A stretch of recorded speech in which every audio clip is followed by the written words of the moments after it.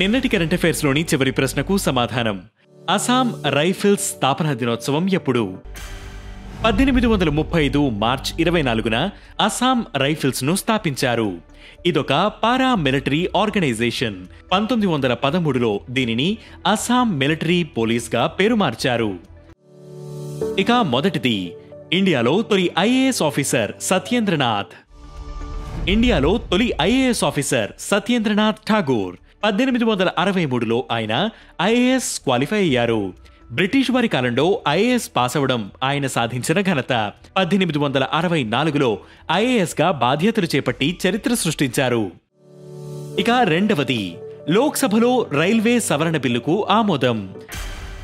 Railway సవరణ bill 2024కు Lok Sabha ఆమోదం తెలిపింది. 1905 రైల్వే బోర్డు చట్టాన్ని 1989 రైల్వే చట్టంలో చేర్చడంతో లీగల్ ఫ్రేమ్వర్క్ మరింత సులభం అవుతుందని మంత్రి అశ్విని వైష్ణవ్ పేర్కొన్నారు. ఈ సవరణ బిల్లుతో రైల్వే శాఖ ప్రైవేటీకరణ కాదని మంత్రి స్పష్టం చేశారు.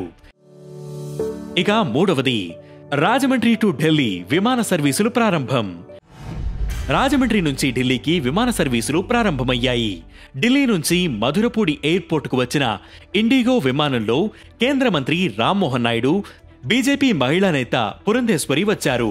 డిసెంబర్ 1న రాజమండ్రి నుంచి ముంబైకి ఎయిర్ బస్ విమాన సర్వీసులు ప్రారంభమయ్యాయి. ఇక నాల్గవది, తమిళనాడు ఆలయానికి యునెస్కో అవార్డ్. 1300 ఏళ్ల నాటి అబత్సాహమేశ్వర ఆలయానికి యునెస్కో అవార్డు వచ్చింది. చోళులు నిర్మించిన ఈ ఆలయం తమిళనాడులోని తంజావూరు జిల్లాలో తుక్కచ్చి అనే ఊరులో ఉంది. ఆలయ వారసత్వ పునరుద్ధరణను పరిశీలించి యునెస్కో అవార్డు ఇవ్వడంతో ఈ ఆలయానికి అంతర్జాతీయ గుర్తింపు దక్కింది.